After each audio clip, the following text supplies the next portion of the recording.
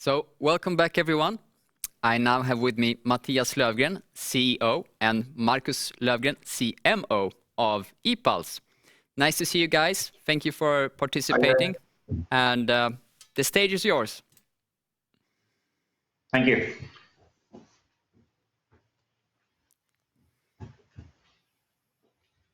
Okay, so we are talking about esports, competitive gaming, and one of the fastest growing industries at the moment, with millions of fans all over the world. And for those fans, this is not just a game. This is an interest, and you follow your team, your favorite players, and you keep track on what is happening in the community. And you have seen those the professional players on those big arenas with 10,000 people in the arena, with the professional players on stage playing for millions of dollars, with millions of people watching from all over the world via Twitch or Facebook or YouTube. And if you can imagine that level of excitement, we take a sliver of that excitement and deliver that to all the gamers that sits at home and play that can't be on that professional stage. And this is something we always felt like customers to ourselves, because Markus here, that besides from being the CMO of the company, also he is my brother. We always joke a little bit that we cut our hair similar style. He used to be really good, and still is, but he used to be really good at Dota 2. He was ranked top 100 in the EU leaderboard, and he could still not get that level of excitement playing competitive games. But we always tell the same joke that he has 10,000 hours of what we call marketing research. And at the same time, he played more and more. He had some friends playing online poker, and even though they weren't particularly good, but they could still, win $100, and they could invite people for dinner or drinks after the game. And that's why we started thinking about, okay, can we combine that same feeling but for esports? And if that would been available at the time, we wouldn't start a company, we would still be playing.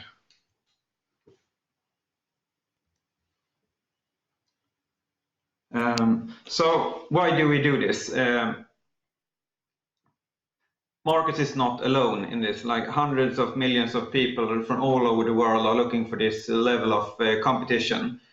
And there are relatively few alternatives, and the entire esports industry is still very under-monetized. And we describe what we are doing as like an amusement park for gamers, where we have a platform where we have people compete in computer games where they are already heavy user of. So we are looking for those that are really interested in those games we connect to. And around this platform, we have built an ecosystem of different verticals that we have built to funnel users down to this platform. And we have a subsidiary in Malaysia where we have a broadcasting studio that is part of this ecosystem.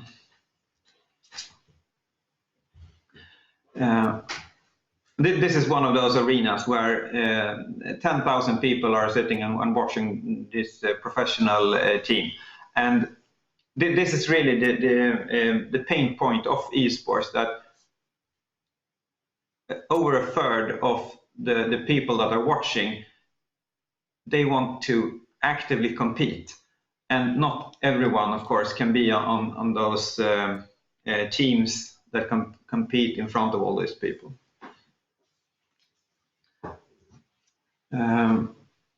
Because if you look at the total prize pool distribution within esports, there is roughly $500 million, and almost everything of that has gone to the top 50,000 best gamers, and over half has been distributed to the top 500 players.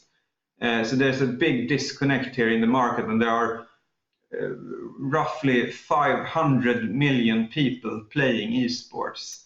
So the prize pool distribution is super top heavy.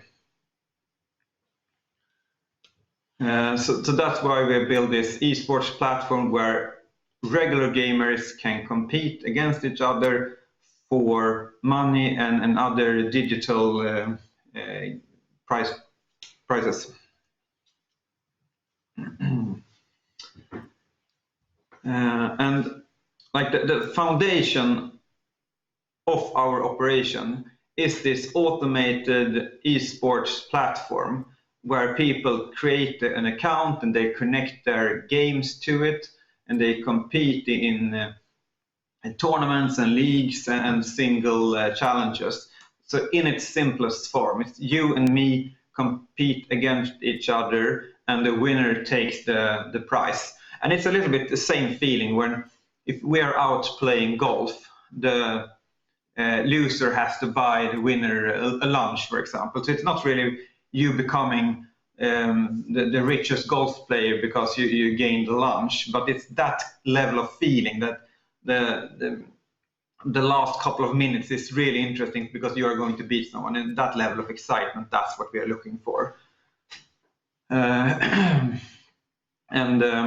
We started out with the game Dota 2. It's a great game, really, like a truly esports game, but mostly because of Markus' a little bit unhealthy obsession with the game. So the platform is really the center of our operations, but around this we'll build what we call the esports ecosystem, and that is, as I said, designed to funnel users down to the platform. And there's a lot of synergies and to keep the users engaged and excited. Okay, so we run some offline events. Of course, during the last couple of months, that has been a little harder. And we engage in a lot of influencer campaigns, and we have our content studio production team. But today we're focusing a little bit more on to talk about our professional tournaments, because the platform in itself is not for the professional teams, but it's a great way of attracting users to the platform, and you do that in two ways.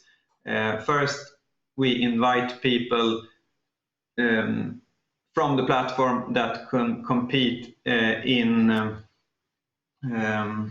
qualifiers. Yeah, in the qualifiers for the games, and then those qualifiers turns into finals, and that's where we invite the professional teams.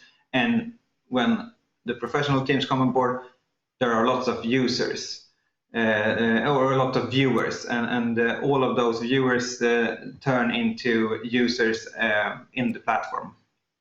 Yeah, so that's the second vertical here, like Mattias hinted about in the beginning of the presentation. In our offices in Kuala Lumpur, we have also built an esports broadcasting studio. So similar to a regular sports studio that handles, regular esports broadcasts, we built a broadcasting studio with shoutcasters and analysts to deal partly with our own professional tournaments, but also with handling esports production for other tournament organizers as well. And what this does is allow us to drive traffic from the live broadcast back to the platform.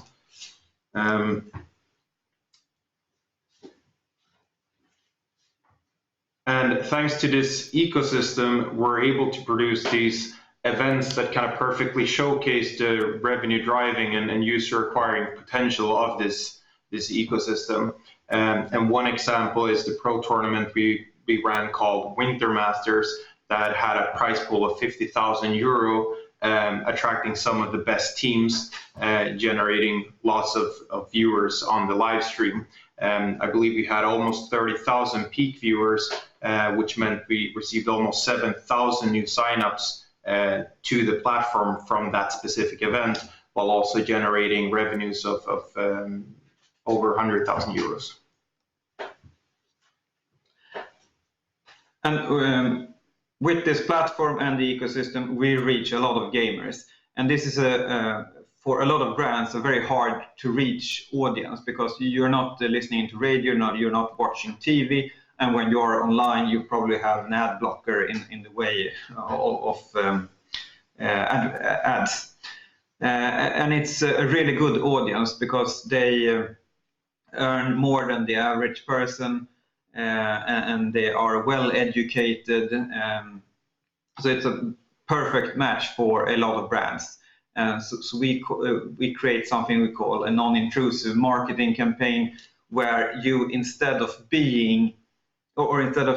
putting an ad in front of the content that the consumer wants to consume, you are part of that content, and you create like a feeling of gratitude because you are enabling this person's biggest interest.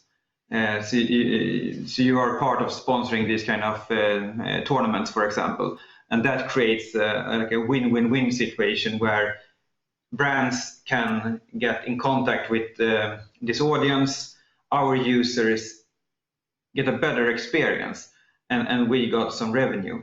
Because if you remember first time if you play football or something, and the first time you got like an advertising on your game jersey, that was the feeling is not like, okay, now we have advertising in the way for us playing football, but you feel almost like a professional game player. And this creates like a snowballing effect. Yeah, so basically in the long term, it results in a partly self-financed user growth where company A is sponsoring a tournament, which allows us to use the sponsor funds for prize money and marketing of that event, which in turn leads to increased user growth. So when company number 2 is interested in doing a similar campaign, we can ask for even more sponsorship money and use that to increase the user growth further.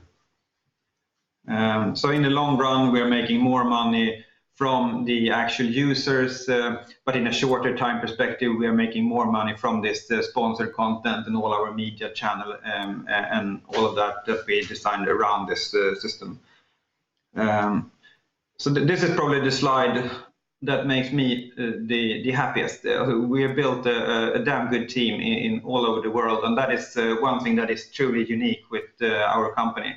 We are today 39 people spread all across the world, and that has been a key factor to our growth, and especially having marketing teams in the entire world that can have the ears to the ground and understand the different nuances in different regions, and what kind of influencers should you connect to, which kind of campaigns, and which kind of teams do you want to invite to different tournaments. So that has given us that has truly been a key factor to our growth. Yep. So the road ahead. We recently did a financing round where we brought in just over 50 million Swedish kronor into the company, and that is to really accelerate the company into the future, where we are putting roughly 50% on tech and 50% on marketing. And we are going to focus on 3 areas: user growth, more user activity on the platform, and in a much more focused way, focus on user monetization as well. So registering new users for us is not very difficult. We've got a proven track record from Dota 2 and also Counter-Strike and Valorant that we recently added to the platform, and we know our strategy moving forward. We have a somewhat low user acquisition cost of between $1 and $4 per user, depending a bit on region. And when it comes to user activity, adding new games is also what's driving the user activity, but it's far from the whole picture. And I think what we're really proud and happy of is that we feel like we have a very good sense of what it is that drives user retention rate. So if we take a look at our active users, for example, if we manage to get them to make one deposit and play one league game, we more than sixfold increases the retention rate after 3 months. And now we are making more money from the sponsored content, and that is a great way of building up to the growth that we are doing. But we still think in the long run we're making slightly more money from the users themselves. Yeah, and just to end this with some highlights, we can see a really fast user growth based on the previous strategy from Dota 2 and Counter-Strike, and we're going to see tremendous user growth now that we add more and more games to the platform. A lot of this user growth is going to be self-financed thanks to the esports ecosystem that we built around this platform. Our global presence makes us ready to scale on a global level, and us being able to scale now makes it possible for us to target 2.7 million registered users in the end of 2023, where we're also going to target cash flow positive. Yeah. Thanks. Okay, thank you very much, guys. Very much looking forward to following your journey, but we'll get to that in a bit. How have you been impacted by the further digitalization of esports tournament and the increased esports viewership during the pandemic?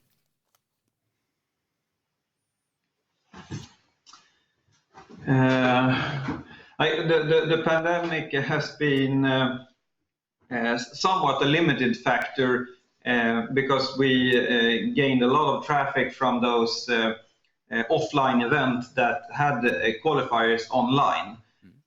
So that is taking away a little bit of our growth, but then of course we especially in the beginning of the pandemic saw a huge spike in user activity when everyone was starting sitting at home. So in like March and April as of last year, our user growth definitely spiked, and we could definitely see a big increase due to that. Yeah. I guess one of the strengths with Epulze as well is that even before the pandemic, we had our global team, so we're used to dealing with a lot of digital communication within the company as well. So while some companies might have had a harder time adapting to online meetings instead of physical meetings, that was already part of the culture at Epulze even before the pandemic. So yeah, for us it's more or less business as usual. Yeah. I see. Thank you. I really like your slide about the ecosystem.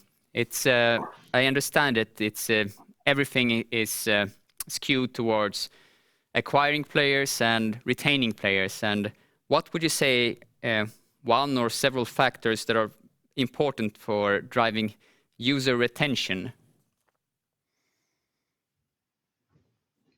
I think it's super important to we are really dedicated to creating an experience that people really want to stick to, because they really feel engaged by playing in these tournaments. So of course, like to keep adding like great tournaments and everything that is the foundation of the product, that will always be the most interesting thing. But to keep on adding, okay, you play a tournament and then you read a blog post or you watch somebody else's play, because of course you're taking some time in between games. So they are important to find this in between things, but like the foundation is still to keep add fun things that is our core product. Yep. I see. So you have a goal of reaching 2.7 million players in 2023 and become cash flow positive. What are the main drivers behind that? What do you need to focus on to make that happen?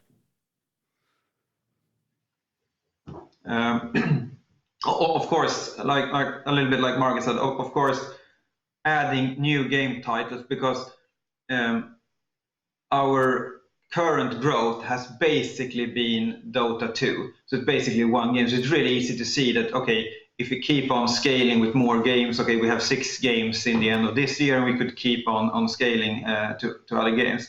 But that is only part of the story, because we need to increase, okay, we showed once the slide that okay, we know that we increase by creating more leagues, for example, that increases our retention. So if we do some of these easy steps to increase retention, to focus on more and better leagues, and that in combination with the user growth in terms of new games. So we can't really do only one. We need both of those. I see. Okay. And just one final question to round it up. Do you have any plans for an IPO? Because you're a private company today. Do you have any plans to list your shares? Yes.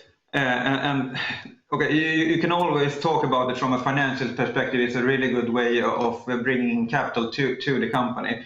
But this is so core to what we are doing. If we are bringing this level of excitement to people within the gaming industry, if we also can split the experience to other gamers, that okay, we go to work every day and feel very connected because we are working within and we are owning shares of a company in the gaming industry. If we can put that feeling out in the world as well, that is the biggest reason for us to list the company, because we have proven that we can have access to capital in a private environment as well. But to share that overall experience, to keep on building the family that we started with. We started a company with 3 brothers, and like every time we grow with a company, it is with users or partners or team members or investors. Every time we want the feeling should be that the family is growing, and to be able to add a new layer of that, a lot of fun. Yeah, I see. And actually, it strikes me now that the word family has been, repeated here during this event several times. Companies, Embracer wants to embrace companies. Other companies say, "Hey, come join our family," etc., etc. So that's a very nice kind of state of mind. It's not this cutthroat competition. Well, maybe it is in other ways, but at least there's this aspect to everything as well. So. With that said, also nice people in the gaming and esports sphere. Sorry? There's lots of nice people in the gaming and esports sphere. I bet there is, or I know for a fact. So once again, thank you for your presentation. It will be very exciting to follow you on your journey forward. Best of luck. Thank you very much. Thank you.